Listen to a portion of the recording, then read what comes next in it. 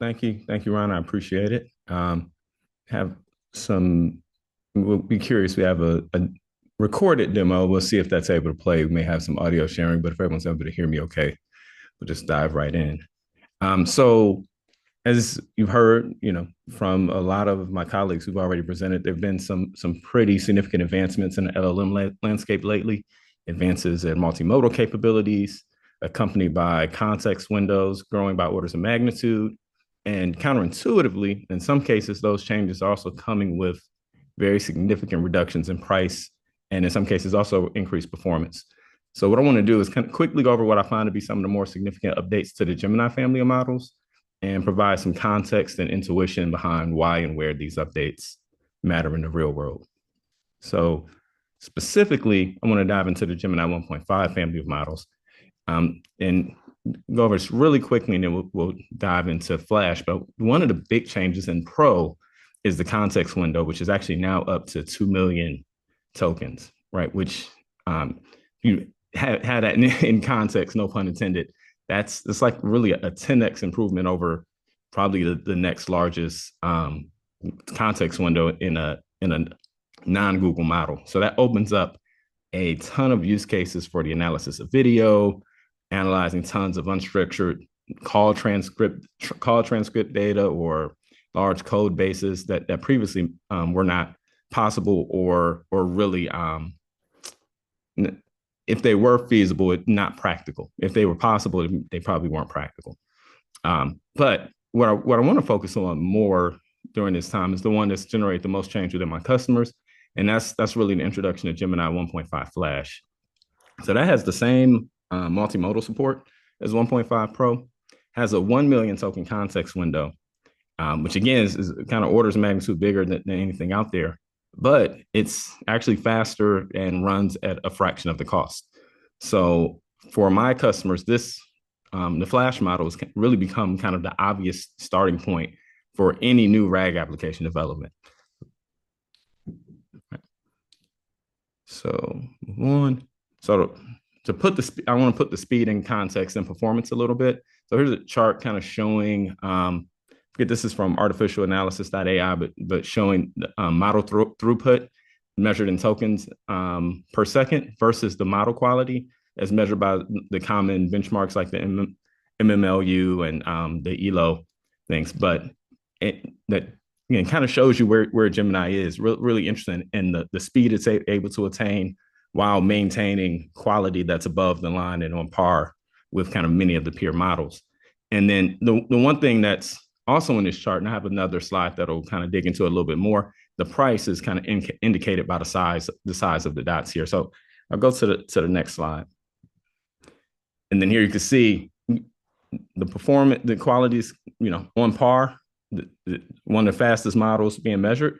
But the crazy part about it, and really, I think the revolutionary aspect of it, besides the context window, is the price point at which you're able to get this, right? At a real fraction of the cost of the models with comparable performance.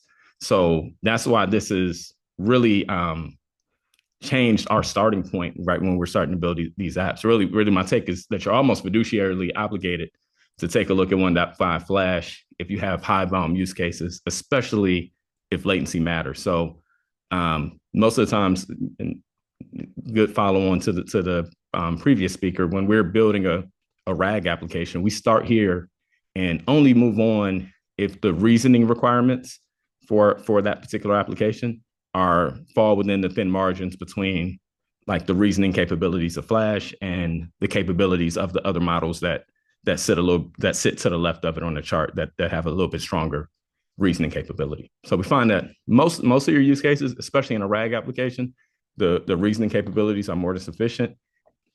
And then the ability to have that context window, save the money, save the price, save the money and be able to respond quickly has been really advantageous to a lot of customers. So I know we've been talking a lot about this being the year of production, and this has really been key in how we move models to production.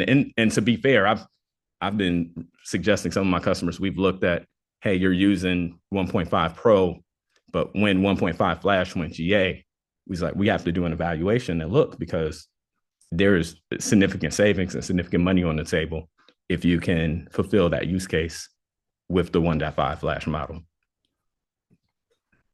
So this is a slide put together to hopefully provide some intuition behind why and how the Flash model is able to simultaneously perform well while providing kind of that disproportionate speed and cost savings.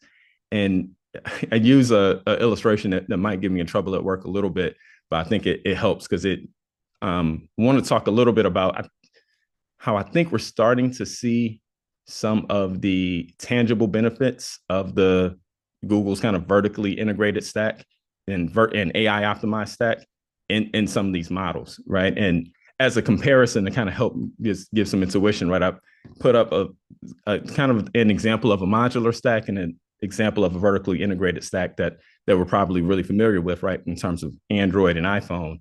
And again, you know, what side of the Android iPhone debate you follow on, that's not so much the thing. I'm not so much holding up one as better than the other, but pointing out the vertically integrated stack for iPhone allows for the for some ecosystem driven features that to be developed there that would be much more costly and difficult to execute and provide with a modular architecture, right? So, you know, you bring your AirPods, they work, you airdrop to other people, all these different things. They're able to execute those things a little bit more seamlessly and a little bit more easily, and roll those type of features out because of that vertically integrated stack. I think you're seeing some similar things here, right, with the context window that's 5 to 10 times the size of what you're seeing in the marketplace, without getting, you know, big cost of performance boost, because again, models are being built and trained on custom stacks using the common cloud platform all the way up and down through the stack, from DeepMind down to the hardware developers, right? Them being able to work in concert is starting to create some efficiencies that I think are creating some opportunities for applications, particularly RAG applications, to be productionized and ran at scale at really significant cost savings. Okay, so we kind of talked about the long context window. So again, to no pun intended, put that in context again, bring up a few reasons why this might matter, right? So it really opens up, as I mentioned before, a few use cases that maybe before weren't possible. Because again, I didn't explicitly mention this, but Gemini Flash 1.5 again has all the multimodal capabilities of Pro. So you can do video, you can do audio, you can do images. So what that means is you can do long form analysis of video. You can do multi-shot prompting if you don't want to get into fine tuning, maybe with hundreds of examples. And I'll talk about ways you can do that and still mitigate costs in a little bit. I have a slide on that a little later. And then again, long form video and audio analysis. So there's some really interesting things. I have customers doing really interesting things in the video space, in the manufacturing world. There's a lot of really interesting things in terms of just compliance, but getting that analysis of the video from an LLM is open up some really interesting use cases that we'll dig into. So this is the part I was a little bit concerned about. We'll see if this works. Let me know if you all are able to hear the audio, but what I want to do is I have a video analysis example demonstrating long context understanding using both video and image prompts. And as I said before, we've seen where this has applications that we're actively executing on in manufacturing and quality control, like I said, monitoring adherence to SOPs and safety measures, a lot of different things. So Ron, I'm going to play this and see if the audio comes through. If it doesn't, just let me know. This is a demo of long context understanding, an experimental feature in our newest model, Gemini 1.5 Pro. Are we able to hear that?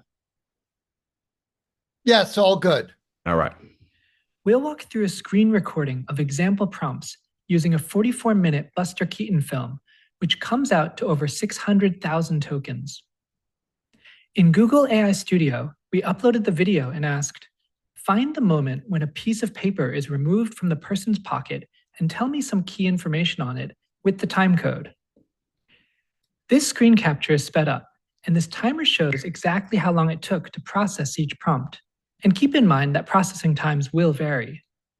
The model gave us this response, explaining that the piece of paper is a pawn ticket from Goldman and Company pawnbrokers with the date and cost, and it gave us this timecode 1201. When we pulled up that timecode, we found it was correct. The model had found the exact moment the piece of paper is removed from the person's pocket, and it extracted text accurately. Next, we gave it this drawing of a scene we were thinking of and asked, what is the timecode when this happens? This is an example of a multimodal prompt, where we combine text and image in our input. The model returned this timecode, 1534. We pulled that up and found that it was the correct scene. Like all generative models, responses vary and won't always be perfect. But notice how we didn't have to explain what was happening in the drawing. Simple drawings like this are a good way to test if the model can find something based on just a few abstract details, like it did here. These are just a couple examples of what's possible with a context window of up to 1 million multimodal tokens in Gemini 1.5 Pro.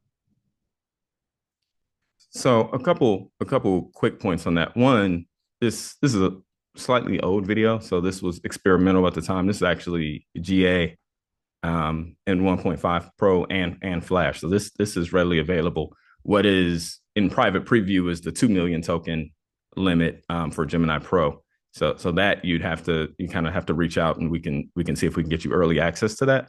But this is generally available, so you should be able to log in at GCP and use this and try this out today. I know we're running a little bit short on time, so I do have another example. This is a demo of long context understanding. Here. I do have another example and demo, but what I'll do is I'll share this with Ron and team. This one dives a little bit deeper into another really emerging space, right, in terms of code analysis and code generation. And this does evaluation of a significant code base, about 100, a little over 100,000 lines of code. And it actually does it not just with text questions, but with multimodal and image prompts, basically showing some of the output of the UI of the application, asking the LLM where the code is that controls that part of the application. And the LLM is able to accurately find that part of the code and do some inference and some reasoning about how that code is structured and where different aspects are implemented. So it's really if you want to do it, Eddie, we're okay. I would plan to speak for about another 10 minutes and we should be good to go. It's a little bit longer, but this is such relevant content, and I want to make sure everyone could fully understand how Google's capabilities line up and their features, as we want to make sure all of you take the appropriate actions to figure out what's right in your environment. All right, sounds good. Now I'll go ahead and play this one as well. This is a demo of long context understanding, an experimental feature in our newest model, Gemini 1.5 Pro. We'll walk through some example prompts using the Three.js example code, which comes out to over 800,000 tokens. We extracted the code for all of the Three.js examples and put it together into this text file, which we brought into Google AI Studio over here. We asked the model to find 3 examples for learning about character animation. The model looked across hundreds of examples and picked out these 3. One about blending skeletal animations, one about poses, and one about morph targets for facial animations. All good choices based on our prompt. In this test, the model took around 60 seconds to respond to each of these prompts. But keep in mind that latency times might be higher or lower, as this is an experimental feature we're optimizing. Next, we asked, what controls the animations on the Littlest Tokyo demo? As you can see here, the model was able to find that demo, and it explained that the animations are embedded within the GLTF model. Next, we wanted to see if it could customize this code for us, so we asked, show me some code to add a slider to control the speed of the animation. Use that kind of GUI the other demos have. This is what it looked like before on the original Three.js site. And here's the modified version. It's the same scene, but it added this little slider to speed up, slow down, or even stop the animation on the fly. It used this GUI library the other demos have, set a parameter called animation speed, and wired it up to the mixer in the scene. Like all generative models, responses aren't always perfect. There's actually not an init function in this demo like there is in most of the others. However, the code it gave us did exactly what we wanted. Next, we tried a multimodal input by giving it a screenshot of one of the demos. We didn't tell it anything about this screenshot and just asked where we could find the code for this demo, seen over here. As you can see, the model was able to look through the hundreds of demos and find the one that matched the image. Next, we asked the model to make a change to the scene, asking, how can I modify the code to make the terrain flatter? The model was able to zero in on one particular function called generate height and showed us the exact line to tweak. Below the code, it clearly explained how the change works. Over here in the updated version, you can see that the terrain is indeed flatter, just like we asked. We tried one more code modification task using this 3D text demo over here. We asked, I'm looking at the text geometry demo and I want to make a few tweaks. How can I change the text to say goldfish and make the mesh materials look really shiny and metallic? You can see the model identified the correct demo and showed the precise lines in it that need to be tweaked. Further down, it explained these material properties, metalness and roughness, and how to change them to get a shiny effect. You can see that it definitely pulled off the task and the text looks a lot shinier now. These are just a couple examples of what's possible with a context window of up to 1 million multimodal tokens in Gemini 1.5 Pro. All right. So again, I'll reiterate, this is GA now. Just demos a bit old when these were first being released. This is a demo of long context understanding, an experimental feature in just a second. All right. So let's move on. All right. So as I said, typically during these talks, I don't get too much into models and model comparisons and things of that nature, and really talk about the platform, which, and I still stand behind that. That's probably the biggest consideration you want to take in terms of not choosing platform on models, but choosing it based on a platform that is able to effectively meet your needs to be able to productionize and optimize your applications, your models, and what it is that you're doing. So to kind of merge these two, I'm going to kind of veer back to the platform side and talk about some of the controls and the options that you need to kind of manage your applications. One of the big ones that I've highlighted here in particular is context caching. Is when we start to talk about these large context windows, even in Pro, right? The cost savings aren't as drastic as they are in Flash. So, but regardless, you start talking about 1 million tokens, and people start worrying about, okay, what is this going to cost me? Is this going to be cost effective? One really awesome measure is context caching that we have in place. So, for example, if you were running that video inference example we just said, you can set up your call to the LLM such that it caches a portion of the context. So it could be the video, it could be the code base that's cached. And what happens in that case is that you don't pay full freight for that long context on subsequent requests to the LLM. So that's a really important and really valuable cost saving measure, and just application management measure, even performance management measure, when you start working with these long context windows. But something to think about as you start to think through use cases and they start swirling around your head, and inevitably the thought of cost comes up as something important to think of. Similarly, there's things like batch API. As forget the name of the gentleman from Trellix talked about, building running your vector, creating your vector embeddings, or things that you might want to do in batch that where you need to think about cost and efficiency. We have a batch API for those type of tasks. Something else that's interesting, I won't get into it, but it's probably my favorite topic in the Google space is BigQuery ML. You can actually access all of these models, the embedding models, the Gemini models, the Flash, via SQL in BigQuery. So it's a really cool way, especially when you're doing batch inference or doing processes, like an example of, like, say you're analyzing customer reviews to understand, to get some understanding of customer sentiment and potentially give insights to your product team. That's something that you maybe could run as a data process in your data warehouse offline in BigQuery, right? So have another talk about that. Maybe we can do on a different day. But also a couple other points, controlled generation in terms of many of my colleagues spoke about the fact that you're going to have several LLM calls in your application. It's not one request, I hit the LLM, get a response back, right? There's going to be make a request. The first LLM call maybe figures out what the user's trying to do. The second one may say, okay, now I know what they're trying to do, and I need to call an external API to make that happen. Call the API, get the response, and then provide a human generated response. So control generation effectively allows you to tell the LLM exactly how to format your response.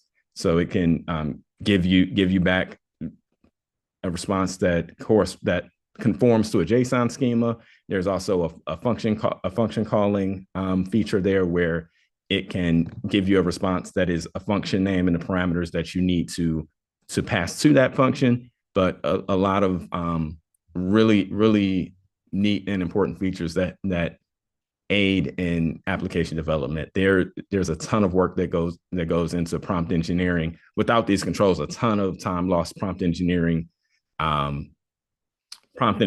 to get responses that can be used by downstream systems or by the next LLM call in the chain or by a tool in the chain. So this control generation really helps with that.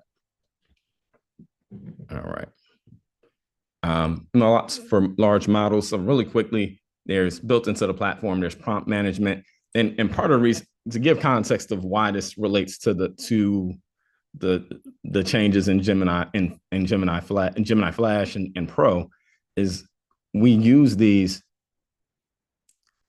to figure out, hey, I might have a application in production and I want to understand what are the cost savings that I would get by switching over and using Flash, but what are the performance implications, right? We know it's not as simple. If you have an existing application where you think you might save a lot of money, it's not as simple as just saying, oh, we'll just point it at Gemini Flash 1.5. So there's a lot of tools here like prompt management where we can do prompt version history and management. We can do side-by-side comparison of prompts to see how the outputs compared. So and when I say side-by-side comparison, it can be two different prompts. It can be the same prompt, two different models, and we can do those comparisons in batch. We can do those comparisons one by one, but it gives you a very systematic and supported way to understand, even as the place where we've used this in the past is as models eventually get deprecated, you're going to have to upgrade. So this tooling enables you to do that in a way where you can feel very confident when you make that cutover, that you understand the performance that you're going to get and that you're still going to have a application that your customers or stakeholders are going to be happy with. In the same vein, we have rapid evaluation tooling, as well as, again, the side-by-side comparison tooling that allows you to do that type of validation of what's going on with your models. So here you can see the side-by-side comparison I was talking about. If you look closely, you can see the model is a variable, and here you can use all the models. Again, not exclusive to Google. We offer the Anthropic models as a service within GCP. You could one-click deploy the Llama models, the Mistral models. All of those things are available to you. So your evaluation doesn't have to be between Gemini 1.0 and Gemini 1.5. You can do a broad-based comparisons. We definitely are not a one model fits all type of shop. We it's a very open platform in that regard. And in our model garden, I lose count of how many models, but I think we're well over 100 different models available to you within that model garden, and you can use this tooling with those models as well. Go here, show you. This is rapid evaluation, right? Where you see, again, you're able to, if you're familiar, as you build your RAG application, some of you may be familiar with some of the evaluation metrics like Rogue and Blue that help understand the relevance of your response, the accuracy of your response, and different things of that nature. And we have those built into the platform where you can do batch evaluations or single shot evaluations of your model responses as you go through the development and operation of your application. And you can see, row-wise metrics and outputs giving you, your row values, explanations, all of these things. So what's interesting about this is these are really just extensions of things that were always in Vertex AI for the development of AI ML models and putting those into production. That's always, again, been part of Google's DNA. What you're seeing is that being extended, just the natural extension of all of that tooling into the Gen AI space. So as Ron said, like I said, I will make these slides available. He'll send those out to everyone. And if anyone has any questions or wanted to take a deeper dive into any of the topics I discussed, feel free to reach out to Ron or reach out to myself, and I'll be sure to help you out and answer whatever questions you have.